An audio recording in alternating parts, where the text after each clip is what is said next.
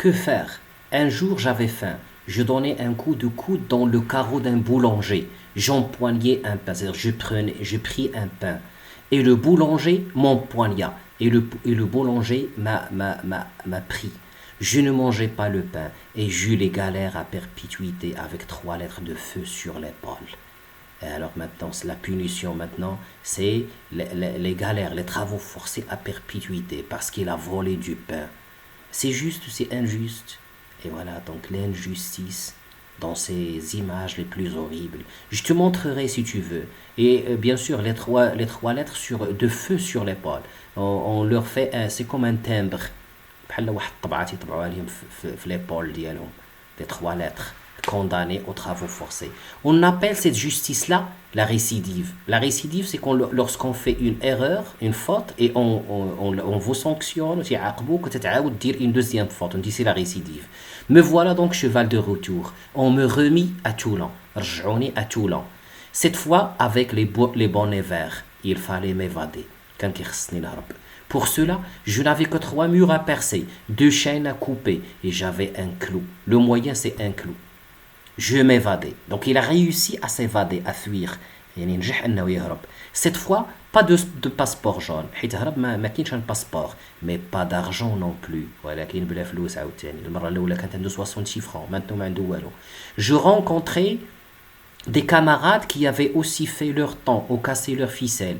Il a rencontré des camarades, c'est-à-dire des criminels, qui sont passés aussi par la prison et qui se sont évadés. Leur couard, leur chef, me proposa d'être des leurs. On faisait la grande soulasse sur le trimar. C'était des voleurs. Et le trimar, c'est le chemin. J'acceptais. Je me mis à tuer pour vivre. Donc le frioche est devenu un grand criminel. Une machine à tuer. Je me mis à tuer pour vivre. Vous voyez cette antithèse, bien sûr. Mais qui l'a forcé à devenir ainsi?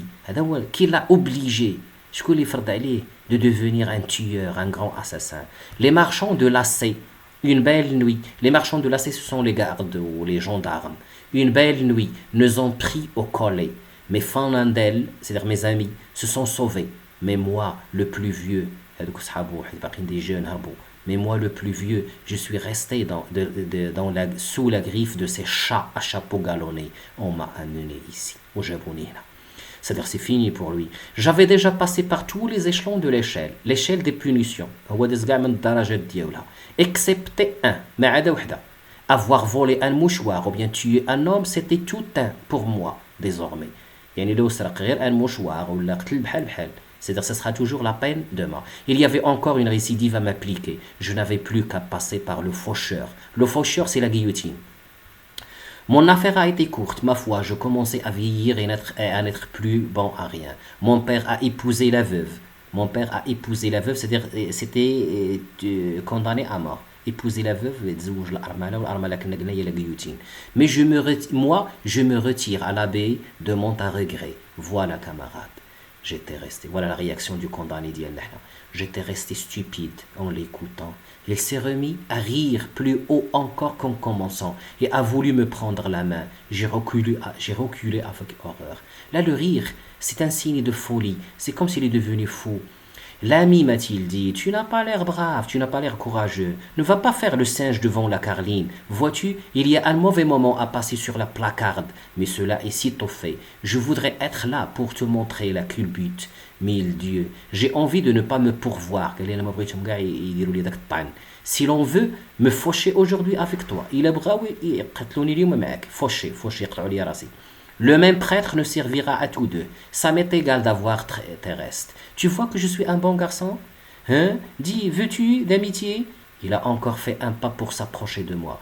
Monsieur Louis, ai-je répondu en le repoussant. Je vous remercie. Nouveaux éclats de rire à ma réponse. Ah, monsieur, vous êtes un marquis. Un marquis, c'est un homme noble. C'est un marquis. Je l'ai interrompu. Mon ami, j'ai besoin de me recueillir. Laissez-moi, j'ai besoin de me calmer. Le condamné Diana avec douceur. La gravité de ma parole l'a rendu pensif tout à coup. Il a remué sa tête grise et presque chauve. Puis, creusant avec ses ongles, les ongles ديالو, sa poitrine velue, الصدر ديالو اللي فيه شوية الشعر وكذا, qui s'offrait nu sous sa chemise.